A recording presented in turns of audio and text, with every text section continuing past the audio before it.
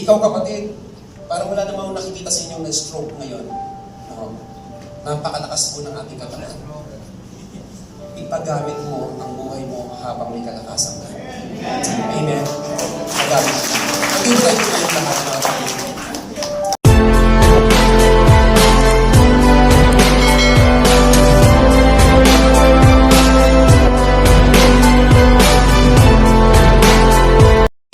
Enthusiastic. Be on fire in the Spirit as you serve the Lord.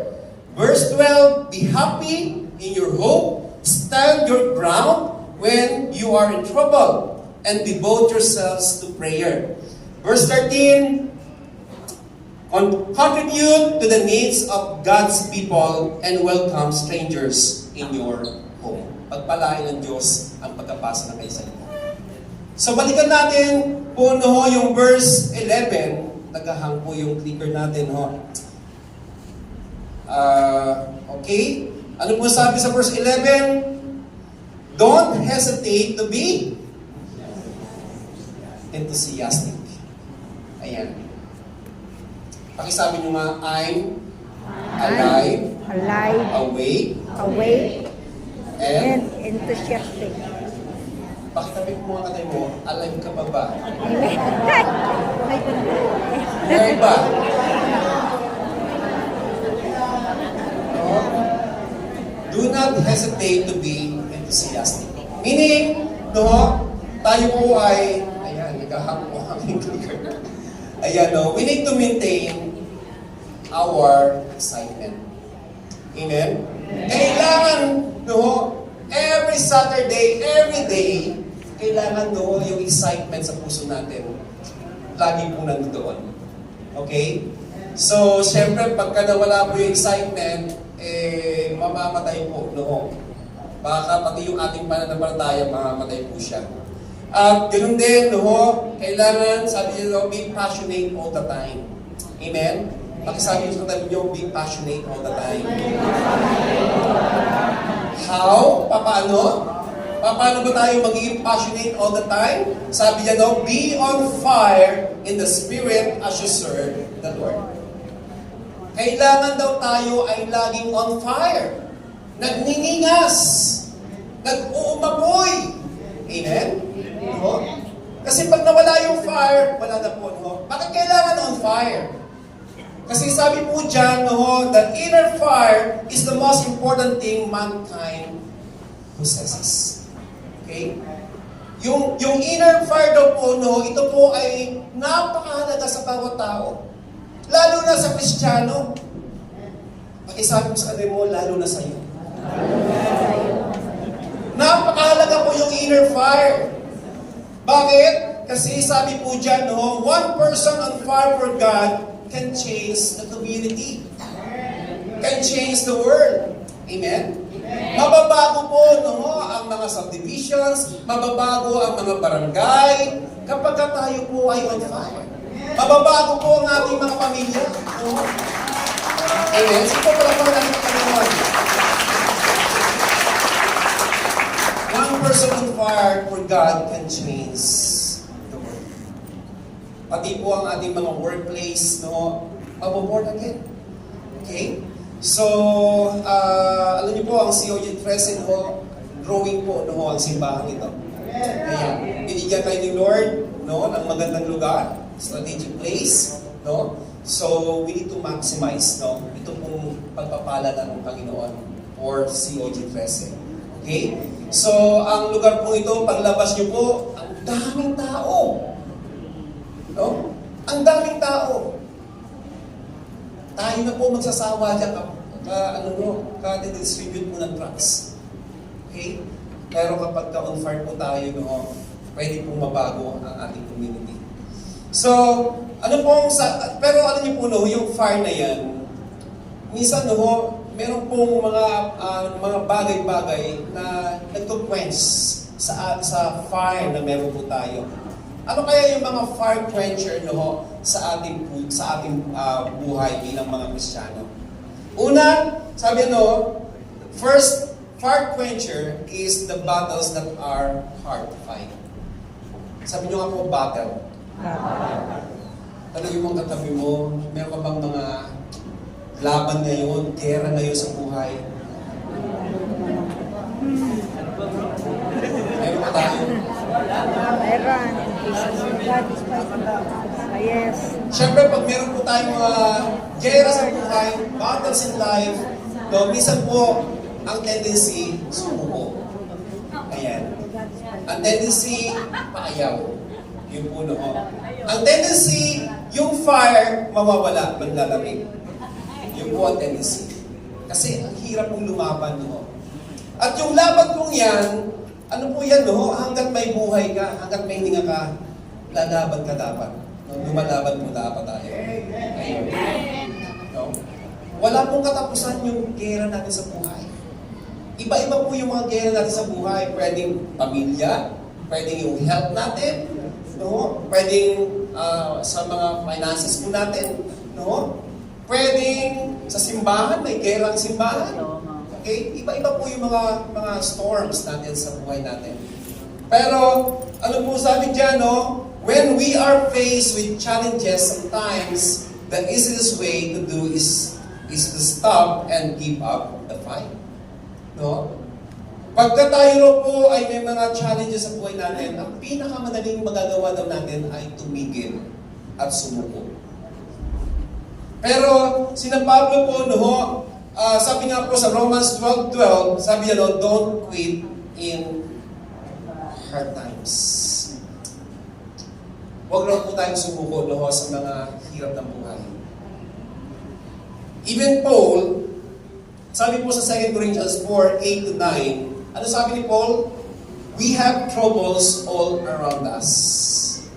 Si Pablo ay tapat na lingkod ng Diyos, pero kahit tapat na lingkod ng Panginoon, dumadaan din po sa mga pagsubok ng buhay. Okay?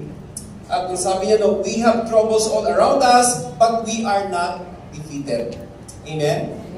Maraming mga pagsubok, pero hindi kami nagiging talunan. No? Ano pa? We often don't know what to do, but we don't give up. Minsan, hindi na po natin alam no, kung ano yung gagawin natin, pero sabi nila, no, hindi kami sumusuko. Okay? We are persecuted, but God does not leave us. Minsan, no, nakakaranas po tayo ng persecution, pero hindi po nang-iiwan ng Diyos. Kasama natin ang Panginoon. Amen? At ano pa? We are hurt sometimes, but we are not destroyed. Sige po pala pakalaman ng Panginoon. We are hurt sometimes. Minsan no, tayo po ay sugatan ang puso natin. Sa samot-saring mga pagsubok ng buhay, no? Ano po yung mga, no, wounded po tayo, pero alam niyo po, no, katulad din na Pablo, dapat hindi po tayo lubusang masira o mawasak ang buhay po ito. Kasi ang katotohanan, kapag tayo po ay manananan sa ating Panginoon, hindi ka iiwanan ng Panginoon. Kasama natin ang Panginoon. Okay? So, what else? Second, fire quencher. No? Pangalawa po, ay ano, number 2 is, our needs that are not met. Sino rito mayroong pangangailangan? Patas niya po ng kamay sa mayroong pong pangangailangan. Amen. Ano ho ba? Na-achieve mo na ba? Na ano nyo ho ba? Yung mga prayer request nyo? Sinagot na ho ba ng Panginoon? Amen. O marami po tayong mga unanswered prayer pa? No? Or nasa waiting po tayo? No? Nasa paghihintay po tayo? Or marami po tayong mga expectations, pero feeling natin no, hindi po nangyayari yung mga expectations natin. Siguro yung iba, naghihintay na ng pamira. Sinasabi natin, Lord, 45 na ako, Lord. Hanggang ngayon, Lord, single pa rin ako.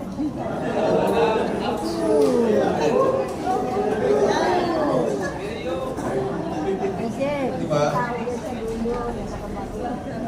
But don't worry. Huwag po kayong mawawala ng pag-asa. Okay? Siguro yung iba sa atin, no, ang tagal mo na naghahanap ng work, hanggang sa ngayon wala pa rin. Yung business po natin, no, ups and down, yung business po natin, yung family po natin, talaga nanganganib, halos masira na po yung family natin. But don't give up, mga kapatid. Okay? Kaya nga, ano po sabi dyan? Sabi yan, no, when we have empty hands, we also empty our hearts. Pwede mo bang pakikuha niyo yung wallet niyo?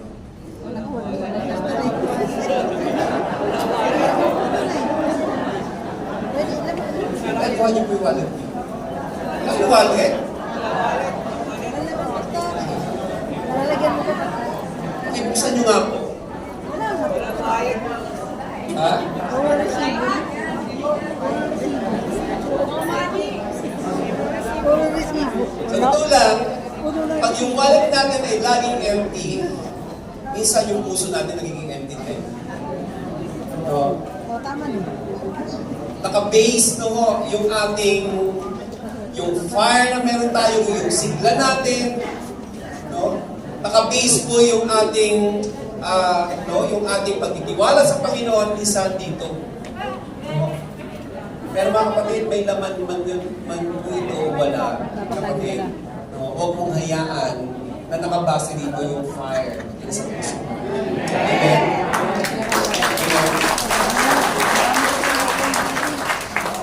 Yung wallet yung pong hawak, pakibigay nyo na po sa katabi nyo. Okay?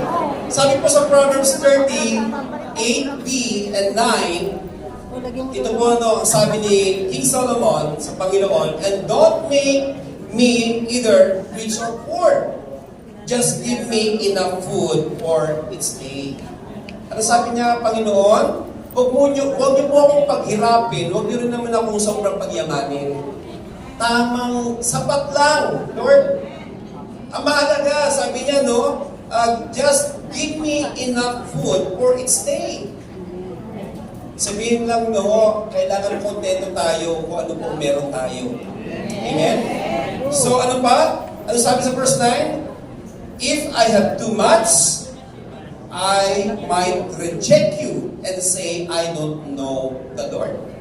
Kapag ako'y pinasagana mo ng labis, ano sabi dyan? Panginoon, bakit nakalimutan kita? Marami pong mga tao o Kristiyano na nanalangin sa Diyos, Lord, pasaganahin mo naman ako, Lord. Pagyamanin mo naman ako.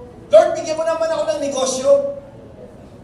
Pero makatapos noon, nasagutin ni Lord ang kanyang panalangin na wala na kay Lord. Nanlamig na. Tanungin mo katay mo, ikaw ba yun?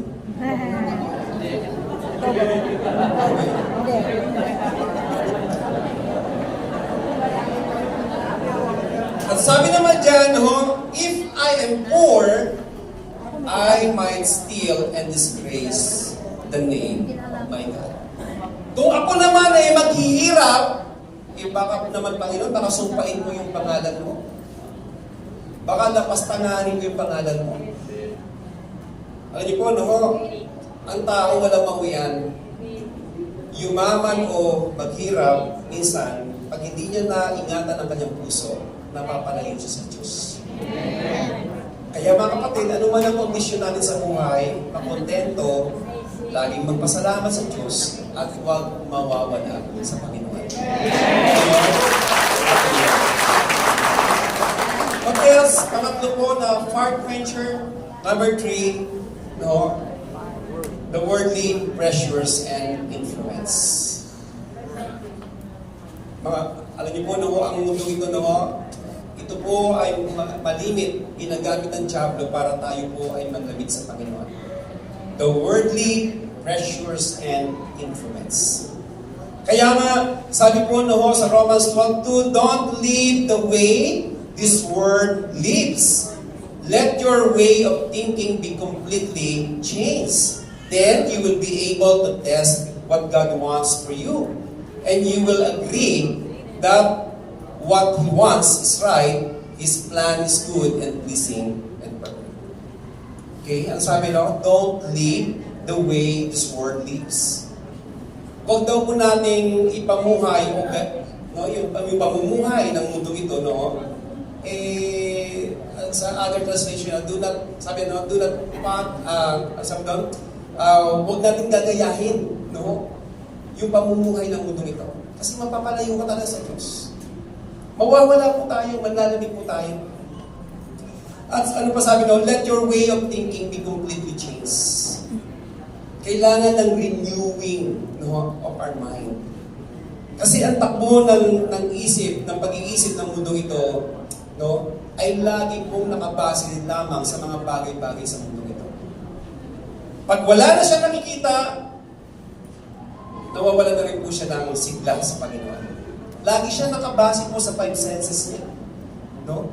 Kailangan meron siyang, no, nakikita, kailangan meron siyang nahihipo, no? Kailangan nararamdaman niya. Pag nawala, hindi na po niya nararamdaman, abay nawawala na rin po sa Panginoon. Pero mga kapatid, alam niyo po, no,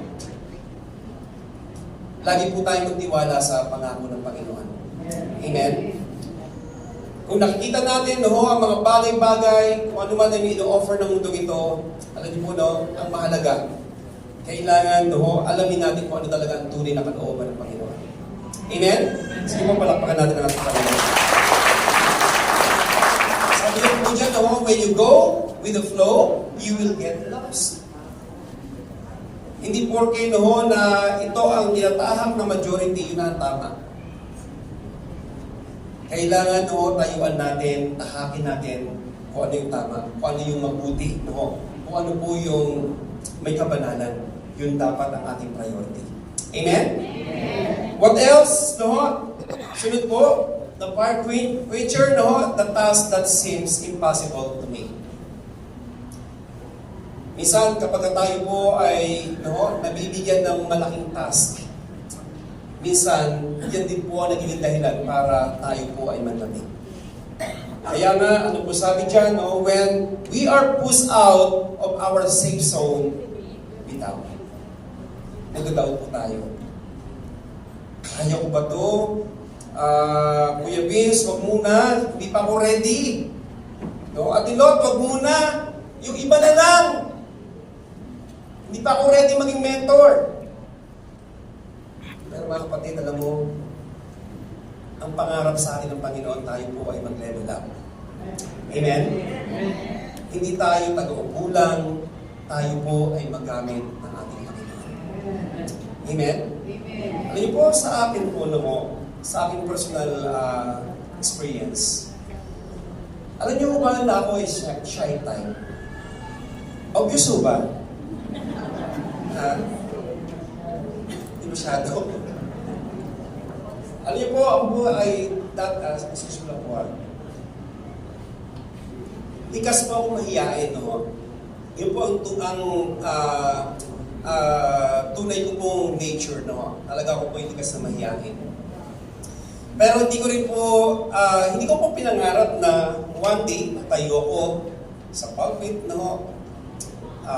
Haharap sa maraming tao. Hindi ko po nakikita doon ang aking sarili. Pero, ayan, no, pinag ni Lord sa sarili ko po yun. At pwede naman pala, no, yung bagay na kung saan tingin mo hindi mo kayang gawin, pero kapag sinamahan ka ng Diyos, magagawa mo. Amen? Kaya sabi sa tayo, kaya mo yan, kapatid. Sino rito yung mga mentees? Patas nga po ng kamay ng mga mentees. Mga mentees po, patas nga ng kamay sa mga mentees.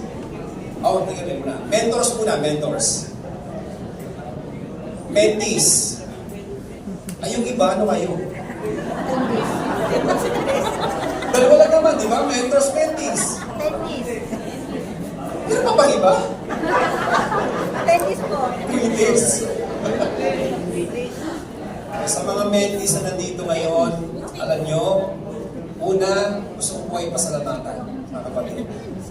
Dahil sa inyo po ang katapatan, no? Una kay Lord, pangalawa sa simbahan, pangatlo sa inyo po mga secrets, no? Na kayo po ay patuloy na sumusuporta, no? So, alam niyo po, ang RD po, ang Relationship Department, ang pangarap po natin lahat ng mentees, binubuksan po namin sa inyo ang opportunity na kayo po ay magamit ni Lord na maging mentor. Amen? Amen po ba? Sino rin gusto maging mentor? Tatlo, 5 na lang? Sino gusto maging mentor? Kailan si Tess 101? Ate Lot, kailan si Tess 101? Bukas? Bilistan nyo, yung mga gusto maging mentor. Ayan. Binibigyan po namin kayo ng opportunity na maging mentor. Bakit kailangan natin mag-raise ng maraming mga mentors? Kasi aabot tayo sa community. Naniniwala ko ba kayo na thousands of souls ang madadali natin sa Panginoon? Kasi kapag hindi po tayo nag-develop ng mga mentors, hindi po aalaga sa kanila. Masasayang din po yung ating gagawin. Kapag hindi po tayo nag-develop ng mga leader. Ayan. Kaya pakitapit niyo po yung inyong katabi. Sabihin mo, kapatid, ready ka na. Sige na. Amen? Lagi naman. Kaya mo yan. Amen? Hallelujah. So, ang tanong ngayon, how to keep on fire for God? Gusto nyo ba manatili yung ating fire, yung passion natin para kay Lord? Una, paano po yan? Number 1, feed the flames with the Word of God. Ano po sabi sa Word? Sabay-sabay natin basahin. Okay, go? Christ is in all His richness must be in your heart. You need a spiritual God. Manatili daw dapat sa puso natin ang salita ng Diyos. Kasi yan po ang siya magpapalakas sa atin. Amen? Second, number 2, bring your flame closer to other flames. Para tayong uling. No? Hindi nyo katabi nyo kumuha uling.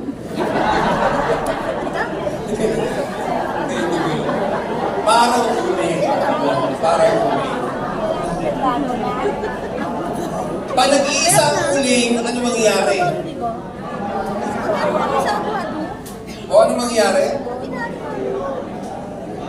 Ay talagang magiging mukhang uling talaga pag nag-iisa lang yan. Kailangan kasama siya ng kanyang kapwa uling para siya po ay manatiling on fire. Okay? Kaya huwag po kayong mawawala sa simbahan. Huwag kayong mawawala sa C2S groups. Amen po ba? Amen! Kasi sabi mo sa tayo mo, huwag kang magwawala. At huwag ka rin mawawala. Amen? Amen po? Kailangan intact po tayo. Amen? So, ano po sabi ng Hebrews 10:25? Basahin natin sabay-sabay. May go?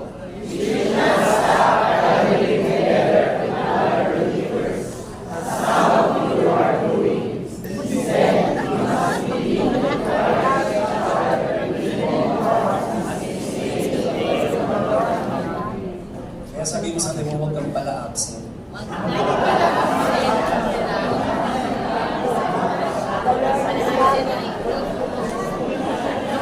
Alam niyo po, kailan ba yung umulan na malakas? Kailan yun? This month lang, last month pa? No? Yung merong bagyo. Ang COD 13, ang attendance nyo kasi dito, nag-ano kayo sa 1-2 average. Alam niyo pa kung ilan ang sumimbalan nung yung umulan? 700 lang. Natunaw yung iba. Kung ikaw ay laging natutunaw, yung apoy mo hindi mananatili. Okay? So dapat, ano man ang mangyari, mga kapatid, kailangan intact po tayo. Amen po ba? Sige po, palakpakan natin ang Panginoon. Number 3, fuel the furnace with prayer. Ano po sabi po sa verse? Sabi po dyan, sige nga. Sabay-sabay natin basahin. Okay, go.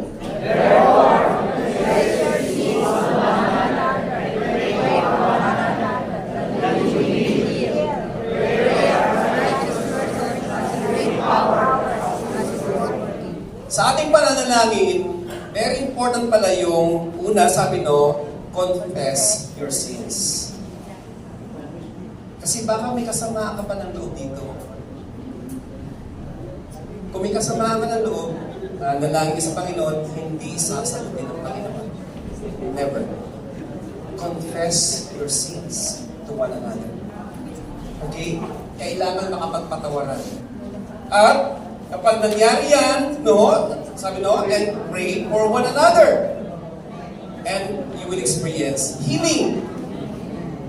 At kapag ganyan po ang ating puso, sabi the prayer of a righteous person has a great power as it is working.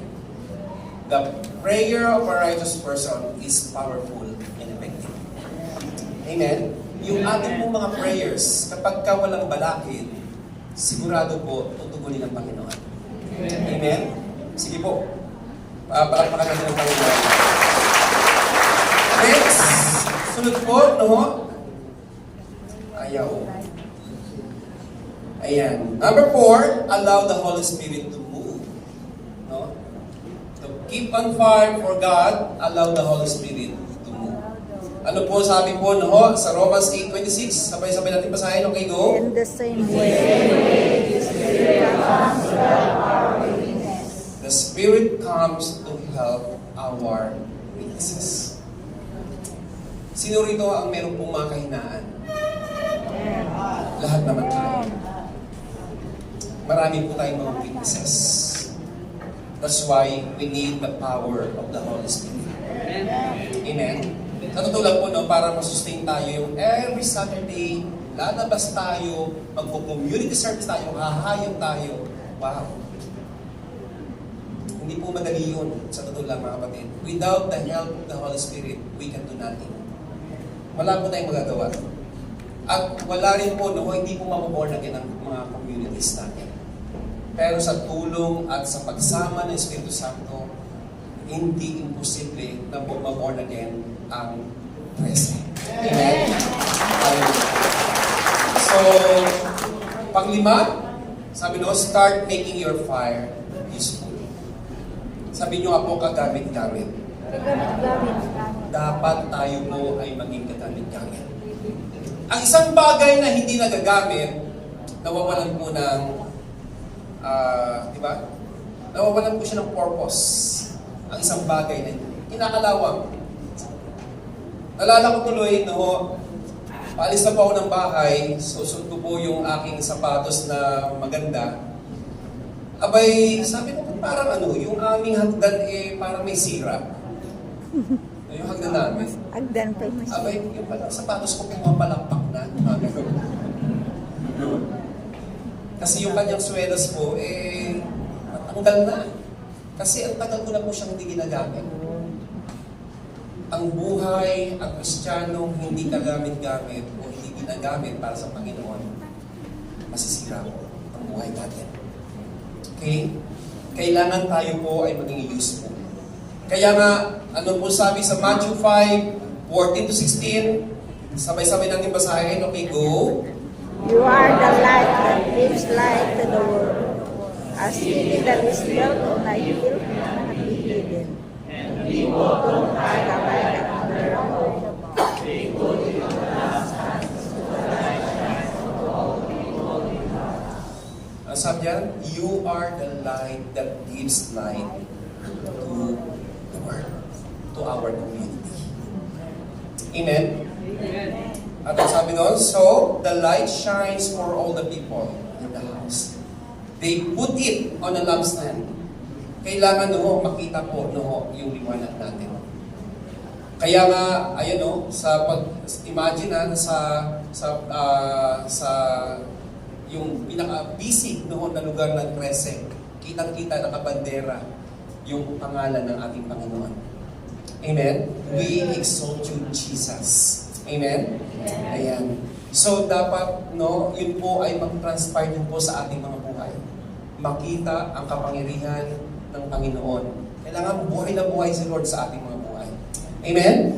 So, ano pa sabi po sa last verse natin, verse 16? Ano po sabi dyan? Basahin natin sabay-sabay. In the same way, we should be like our other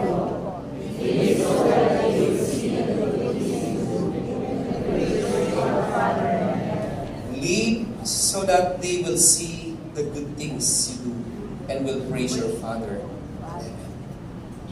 Amen. Ipabuhay daw po natin makita ang liwanag sa atin. Amen. So malay nyo, sa ating pong pagko-community service, nandun yung kaaway nyo. Di ba? Masabi niya, Mira, ito yung kaaway ko ah. At malay nyo po, gamitin ni Lord yan para magpati po kayo. Amen. Alam niyo po, no? Ang tinitingnan natin dito yung paano isusustain yung gagawin natin. Kasi sabi ko nga sa inyo kanina, hanggang kailan ba gagawin natin yung born again community? Sabi ko po sa inyo kanina, hanggang sa pagdating na ni Lord. So ngayon, kaya ba natin yun? Yun ang tanong. No? Kaya ba natin? Paano isusustain yung fire na meron tayo? Before we end this message, gusto ko pong ipakita sa inyo ang... ito po, sobrang po ako nabibless sa taong ito. Siya po si... Ayan bago po yun. Paano natin i-maintain yung fire sa buhay natin? Una, kailangan, number 1, we need to use our faith, in the middle of hopelessness. Exercise your faith. Okay? Second, ignite the fire in you. Pag-alamin mo yan araw-araw. Okay? Third, letter R, rise above your doubts and fears. May mga takot, may mga pagdududa sa puso natin, pero kapatid, tayo ka lang. Magpatuloy ka lang.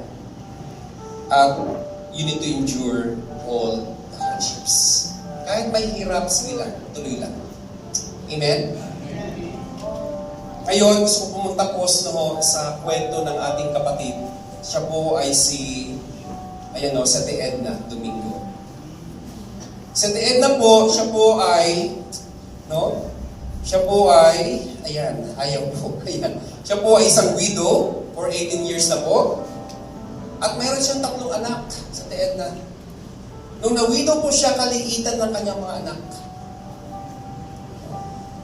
At Sete Edna, hindi lang siya widow, hindi lang po siya tatay at nanay ng kanyang mga anak, siya rin po ay nakaranas ng 3 beses na stroke. Kung makita niyo po siya ngayon, hila-hila po niya ang isa niyang paa. Siya po ay nakatira sa Golden City, Tasma. Siya po ay commute lang, papuntang church, papuntang si Ho Chi Minh. Siya po ay sumasakay lamang sa jeep. Nag-aabang at sumasakay ng jeep. So, minsan, sa pagsakay ng jeep, alam niyo naman po, ang mga jeep minsan, kasasakay mo lang, aandar na. Munti ka na po siya nahulog. Munti ka na po siya nahulog. Yan po sa Tienda. 3 beses na po siya na-stroke. Pero, kasi siya po ay Sunday school teacher, doon sa Maine. Kinausap na po siya ni Biggie, ng kanyang ministry head. Sabi, Tienda, pwede ka na mag-rest, magpahinga. Kasi yung condition mo, napakahirap. Kasi munti ka na nahulog sa jeep. Pero sabi niya, Ate Vicky, hindi ako titigil sa paglilingkod sa Panginoon. Kahit ano pa ang mangyari, hindi ako titigil sa paglilingkod sa Panginoon. Anong dahilan? Ito po ang dahilan niya, kung bakit ayaw niya tumigil sa paglilingkod sa Panginoon. Sabi niya, gusto kong pasalamatan ng Diyos sa pamamagitan ng aking paglilingkod.